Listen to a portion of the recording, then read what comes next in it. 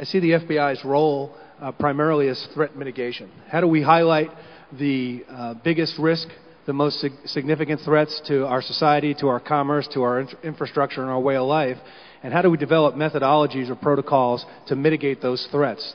We prioritize, look at three separate threat actors, essentially. Foreign intelligence services, terrorist groups or sympathizers to jihadist organizations and philosophies, and criminal organized groups. The sophistication and the organization of all three of those groups has continued to increase. The continued development of IP-enabled devices is really stretching the boundaries of the perimeter, and there are just many more attack vectors for all three of those adversaries to try and access. So the problem continues to grow. Yeah, our biggest cyber threats come from the national security side of the house.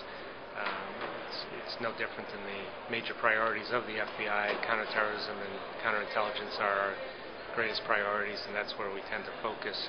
I think the lessons that we learned is that the effectiveness of international relationships and partnerships, working together with our foreign law enforcement partners across the world to basically bring down the walls. We've got very close working relationship with other government agencies, certainly Department of Homeland Security, Department of Defense, and other agencies within the U.S. government to look at threats against the critical infrastructure. We have very close partnerships with the private sector to look at threats to intellectual property that's maintained on their networks, to look at a lot of the R&D that's contained therein, and to try to alert them to what an adversary might be looking at, to try and provide them with some situational awareness so they can better protect their networks.